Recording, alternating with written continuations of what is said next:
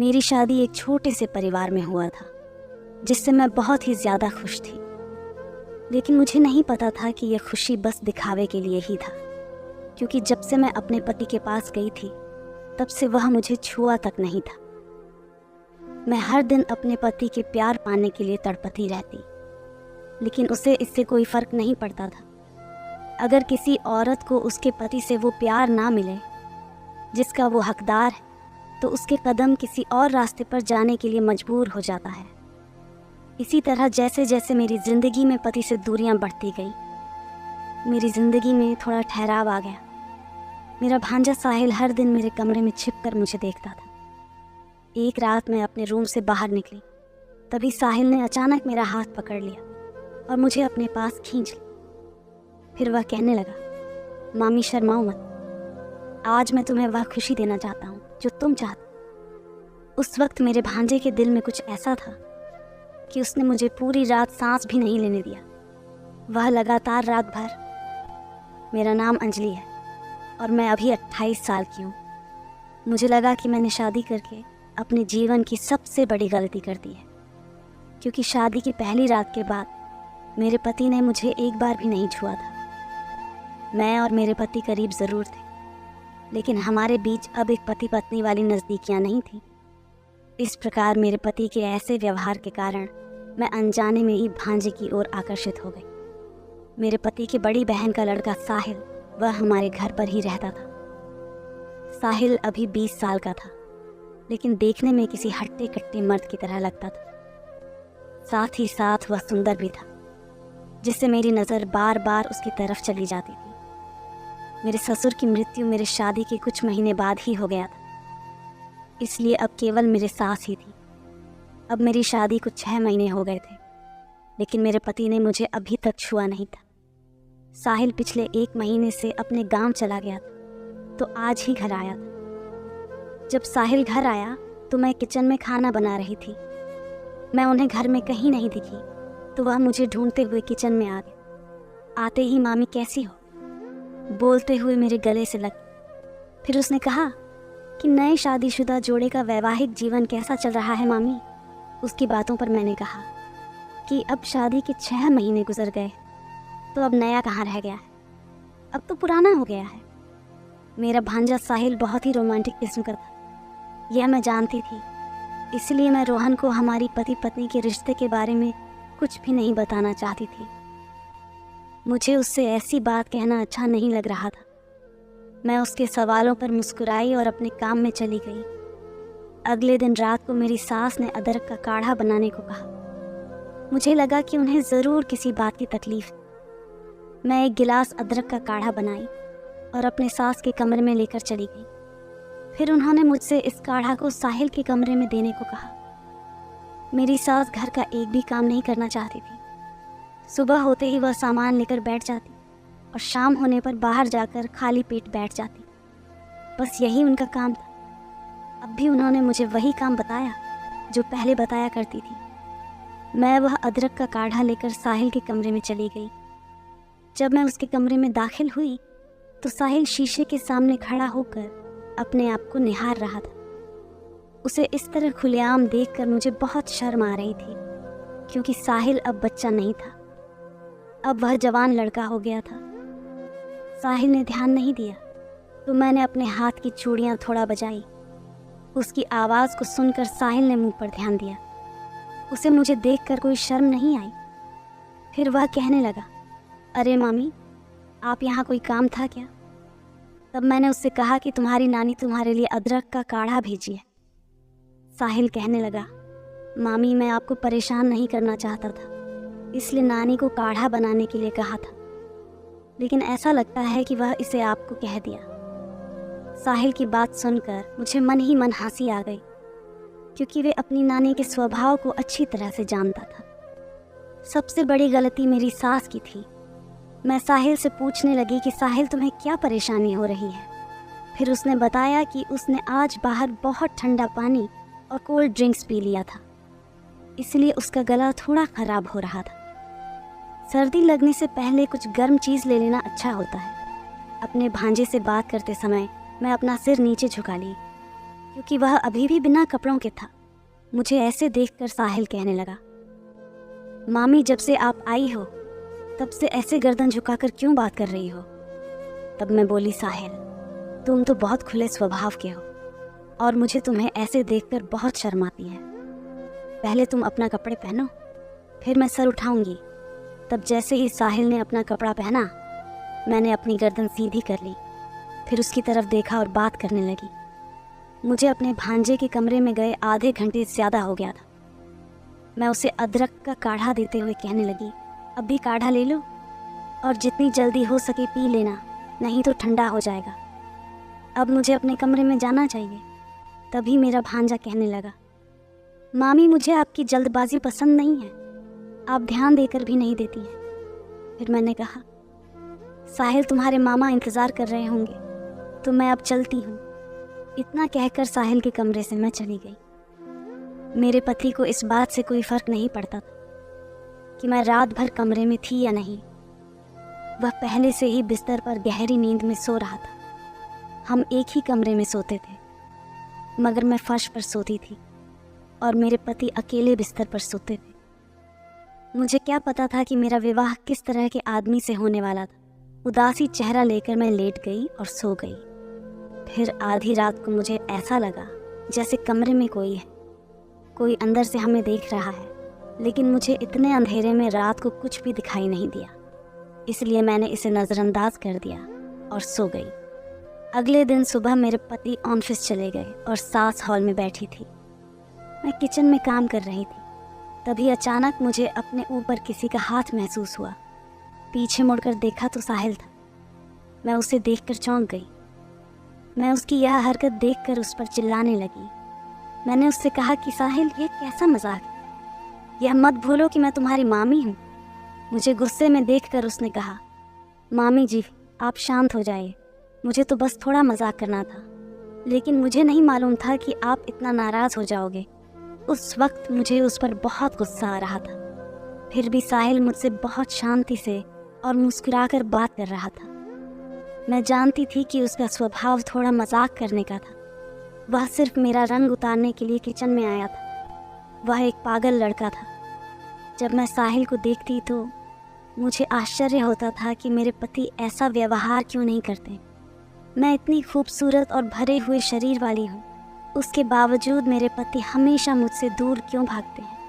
मैंने अपनी बड़ी बहन से अपने पति के साथ अपने रिश्ते के बारे में बात की। मेरे माता पिता को भी इसके बारे में पता था, लेकिन उन सभी ने मुझसे कहा कि तुम्हारा पति आज या कल तुम्हारा हो ही जाएगा। मेरे परिवार में कोई भी मेरे पति कमलेश से बात करने को तैयार नहीं था। उन्होंने कहा कि मुझे अपना ख्याल रखना चाहिए। मुझे नहीं पता था कि मैं अपना ख्याल कैसे रखूं। मुझे तो मेरे पति ने अभी तक छुआ ही नहीं था। मैं रोज़ रात को बिस्तर पर एक प्यासी मछली की तरह तड़प कर रहती, लेकिन उससे मेरे पति को कोई फ़र्क नहीं पड़ता था। एक औरत को उसके पति से बहुत सारी उम्मीदें होती हैं, उसी तरह मेरी भी बहुत सारे सपने थे, लेकिन वह सब बेकार हो चुके थे। एक औरत को सिर्फ रुपए पैसे या खाना से पर नहीं भरता है, उसे इन सब के अलावा कुछ और चाहिए होता है। अगर वह चीज़ उसे ना मिले तो उसकी ज़िंदगी बेरंग हो जाती है। उस शाम जब मैं भगवान के सामने दीपक जला रही थी, तब उस वक्त तेज़ हवा चल रही थी। उस समय घर की खिड़की भी खुली थी। जैसे ही वह खिड़की से तेज़ हवा अंदर आई तो उस हवा ने मेरे हाथ का दीपक बुझा दिया। वहाँ सास मेरे सामने बैठी थी। जैसे ही उनकी नज़र मुझ पर पड़ी तो उन्होंने बड़ी बड़ी आंखों से मेरी ओर देखने लगी और वह मुझसे कहने लगी, तुमने शाम को क्या अपशगुन किया था? इस तरह से उल्टा सीधा मुझसे बात करने लगी। वह बात कर रही थी, तभी साहिल वहाँ आ गया। उसने अपनी नानी को रोते हुए देखा और उसे चुप कराया। मैंने अपनी सास की बात का उत्तर दिया, बिना चुपचाप दिए को दोबारा से जला दिया और अपने कमरे में चली गई। मैं अभी मन ही मन बुदबुदा रही थी कि तेज़ हवा के कारण फिर से दीपक बुझ गया। न जाने ये कैसा अपशगुन हो गया था। मेरी सास को तो बस कुछ कहने का मौका चाहिए था और अब उनके पास अच्छा मौका था। मुझे पता था कि वह अगले हफ्ते तक किसी काम से मुझे बातें सुनाने वाली थी। तभी मैं अपने कमरे में आ गई। मुझे एहसास हुआ कि मुझे पीरियड आ गया। तब मेरे पास घर पर सैनिटरी पैड भी नहीं था, क्योंकि मेरे पति अभी घर पर नहीं थे और मैं साहिल को पैड लाने के लिए नहीं भेज सकती थी, क्योंकि मुझे किसी दूसरे से इस तरह की बातें करना अच्छा नहीं लगता था। मैं अपनी सास को कुछ भी करने के लिए नहीं कह सकती थी। फिर मैं खुद से मेडिकल की ओर चली गई। कुछ देर के बाद मैं मेडिकल से सैनिटरी पैड लेकर बाहर आ गई। जब मैं मेडिकल से घर आई तो मेरी सास ने मुझे वो चीज़ मेरे हाथ में देखकर और भी बातें सुनाने लगी जो मुझे नहीं सुननी चाहिए थी। उन्होंने कहा कि तुमने दिया जला दिया जबकि तुम्हें पता था कि तुम्हारा मासिक आ गया है। यह कहकर मुझ पर आरोप लगा रही थी। दरअसल दिया जलाने से पहले मुझे पता ही नहीं था कि मुझे पीरियड आ गया है। फिर इतना कुछ सुनने के बाद मैं कमरे में आ गई। थोड़ी देर बाद मुझे एहसास हुआ कि मुझे सच में पीरियड आ गया है। मैंने अपने सास को ठीक से समझा, लेकिन वे सुनने को तैयार नहीं थी। सबसे पहले मेरे पेट में बहुत दर्द हुआ। उस वक्त मेरी सास ने तो ऐसी बातें कहकर मेरा माथा सुन्न कर दिया था जो मैं नहीं चाहती थी। उनकी बात सुनकर मेरी आंखों से आंसू आने लगे। उस समय कमलेश घर आए हुए थे, लेकिन वह अपनी माँ से कुछ भी कहने को तैयार नहीं थे। जब मेरी सास बात कर रही थी तो मेरे पति मुझे अनदेखा करके छत पर चले गए। मेरे पति ने मेरी तरफ से कुछ नहीं कहा था, लेकिन साहिल अपनी नानी से बात करने लगा। साहिल को उसकी नानी बहुत प्यार करती थी। वह कभी भी उसे कुछ नहीं कहना चाहती थी। फिर साहिल अपनी नानी को शांत करा रहा था, लेकिन वह शांत होने को तैयार नहीं थी। वह मुझसे बात करती रही। फिर मैं रोती हुई अपने कमरे में चली गई। कुछ देर बाद मैं अपने कमरे से बाहर आई। फिर मैं खाना बनाने के लिए किचन में जाने लगी। तभी मेरी सास ने मुझे रोक लिया। उन्होंने मुझे किचन में जाने से मना कर दिया। वह कहने लगी कि आज तुम मासिक में हो तो हम तुम्हारे हाथ का खाना नहीं खाएंगे। हम किसी अशुभ स्त्री के हाथ का बना खाना कैसे खा सकते हैं। उस दिन मेरी सास खुद रसोई में चली गई। मैं रोते हुए अपने कमरे में वापस आ गई।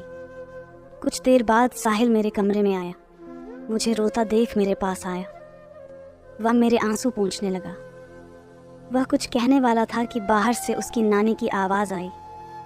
साहिल को उसकी नानी ने बुलाया। उसके बुलाने पर साहिल मुझसे बिना बात किए वहाँ से चला गया।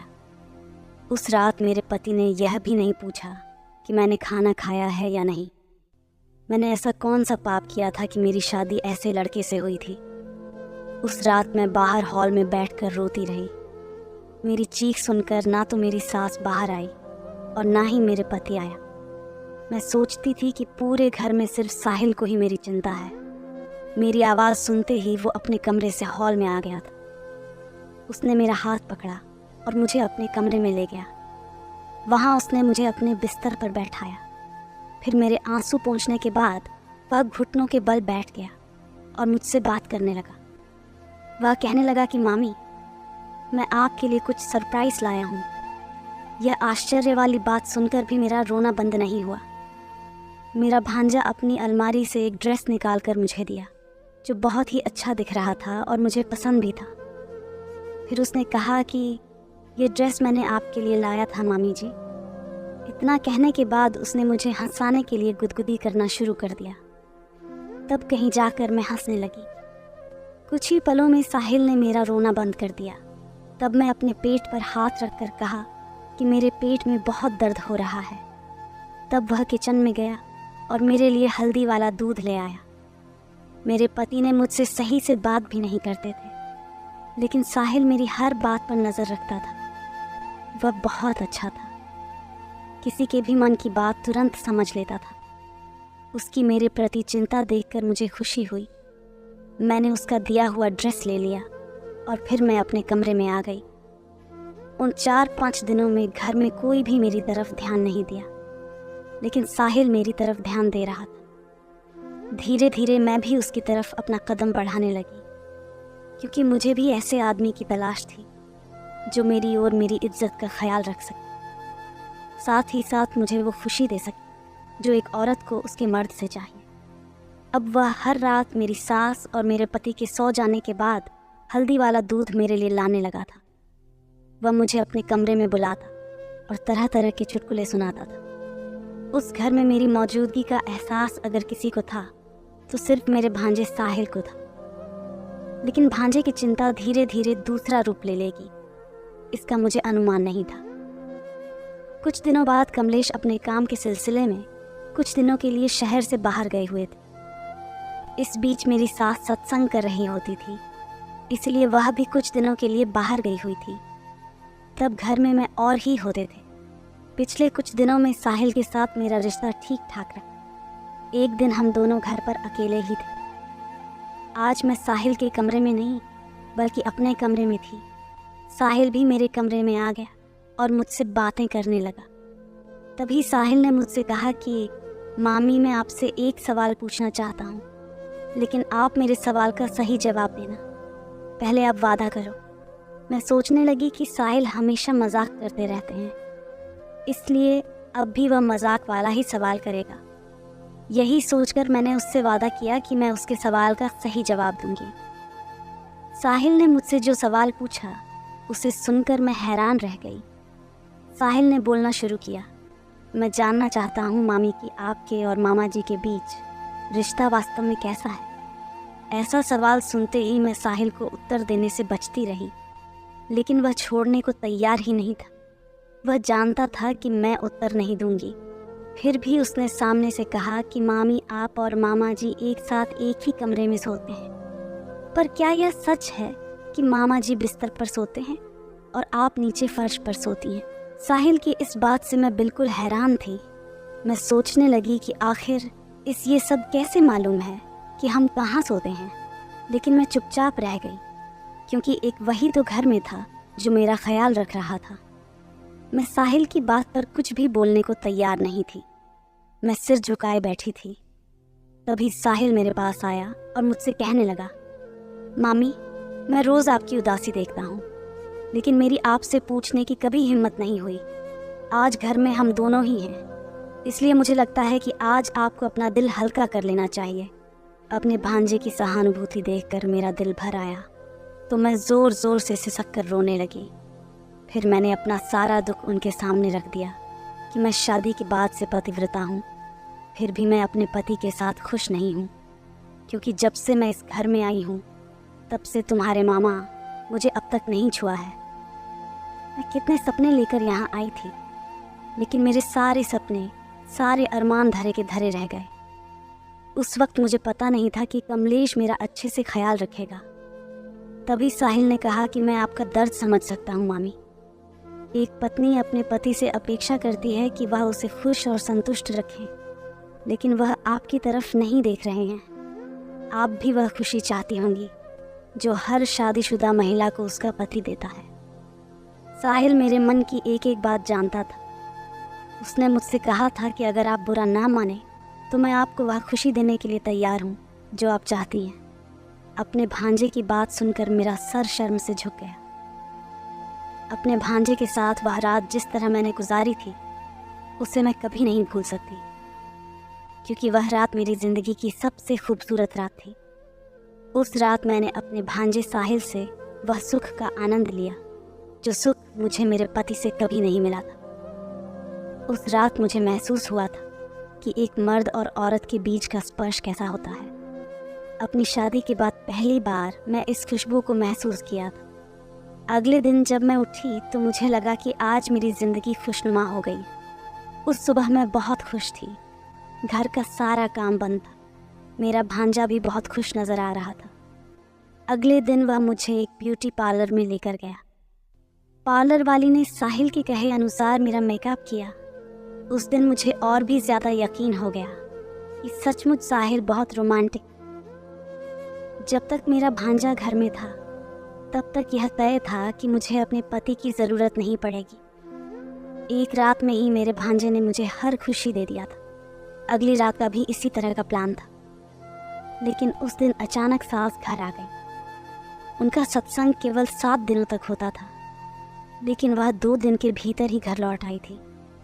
घर आते ही उन्होंने मुझसे चाय बनाने के लिए कहने लगी, लेकिन मैं उनके लिए चाय नहीं बनाने वाली थी। मैंने कहा कि मेरे जैसे अशुभ औरत के हाथ की चाय अशुभ ही होगी, फिर आप यह अशुभ पाप क्यों कर रहे हैं? सासू माँ मेरी बातों से नाराज़ हो गई। आज पहली बार मेरा उनसे आमना सामना हुआ था। उन्होंने तुरंत अपने बेटे को बुलाया। अपनी माँ की गुहार सुनकर कमलेश तुरंत घर आ गया। घर पहुँचने की जल्दबाजी ने उसके हादसे का कारण बन गया। जैसे ही हमें उनके एक्सीडेंट की जानकारी मिली, हम तुरंत ही अस्पताल पहुँच गए। कमलेश बेड पर लेटा हुआ था। फिर काफ़ी देर तक इलाज करने के बाद उसके पैर को प्लास्टर कर दिया गया, क्योंकि हादसे में उनका एक पैर टूट गया था। ऑपरेशन के बाद वह व्हील चेयर पर घर। इस हालत में मैं उनके पास ही रहती थी। मेरा भांजा भी घर में ही था। वह मेरे लिए बहुत ज़रूरी था, क्योंकि कमलेश अब उठ नहीं सकते थे। मुझे खुश रखने के लिए साहिल घर में था। मैं अपने पति के साथ केवल इसलिए रुकी थी क्योंकि साहिल ने कहा था। मेरी सास ने 1 हफ्ता अपने बेटे की सेवा की।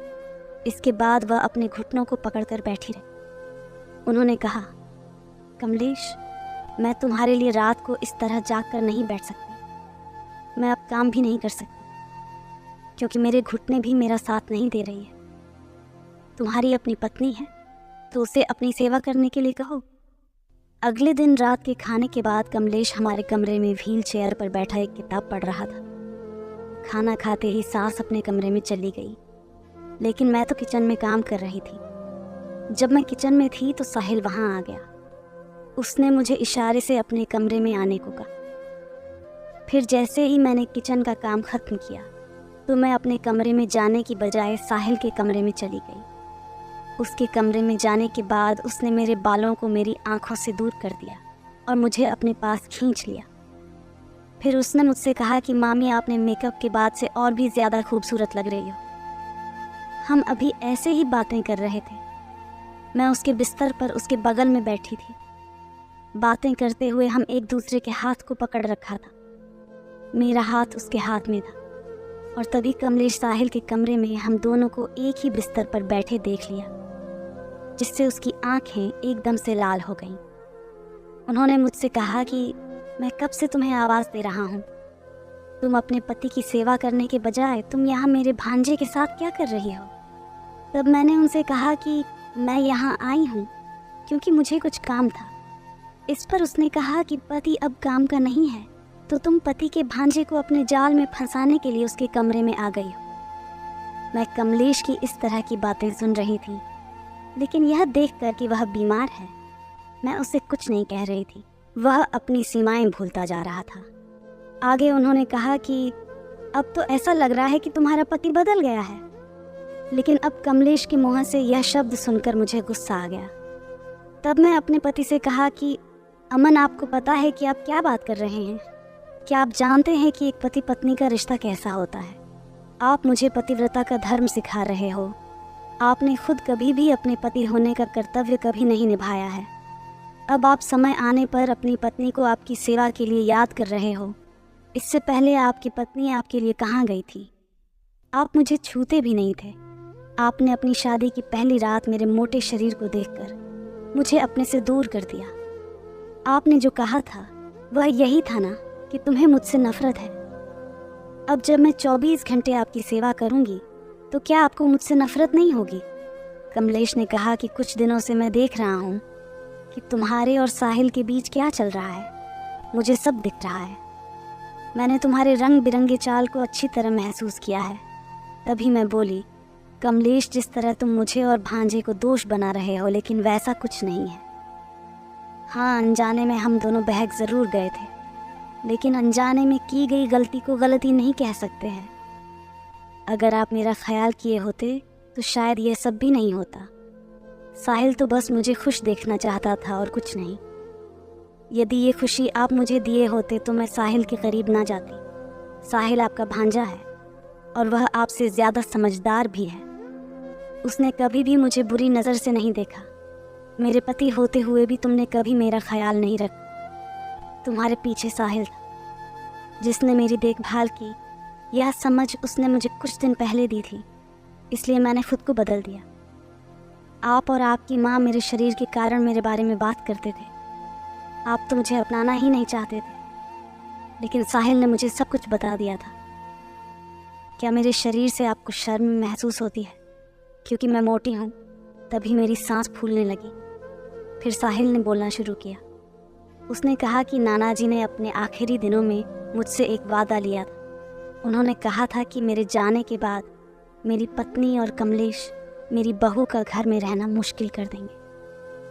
कमलेश उसे तलाक देगा, लेकिन यह शादी मेरे लिए बहुत अहम है, क्योंकि मैं अंजलि के पिता से वादा किया था कि उनकी बेटी मेरे बेटे से शादी करेगी। मेरी बहू भले ही मोटी है, लेकिन दिल से एक अच्छी और संस्कारी लड़की है। नाना जी मुझे बताते रहे कि नानी को कैसे सीधा किया जाए, और आपको भी। मामी अब तक आपके साथ कठोरता से पेश नहीं आएगी जब तक आपको आपकी पत्नी की कीमत पता नहीं चलेगी। मैं मामी को अपने लिए बोलना और उन्होंने मजबूत होना सिखाऊंगा। मेरे और मेरी मामी के बीच अब भी एक पवित्र बंधन है, और यह जीवन भर है रहेगा। मामा जी, इसमें क्या गलत है कि अगर मैं दुख में मामी के साथ हूँ तो? कमलेश को अब अंदाज़ा हो गया था कि वह गलत है। उस दिन मेरे पति कमलेश मुझसे और साहिल से माफ़ी मांगने लगे। वह मेरे पैरों पर गिरने को तैयार हो गए, परंतु मैं इतनी कठोर ना थी कि अपने पति को अपने पैरों पर गिरने देती। उसे अपनी पत्नी का सम्मान करना चाहिए, और सास को भी घर की बहू के साथ बेटी की तरह व्यवहार करना चाहिए।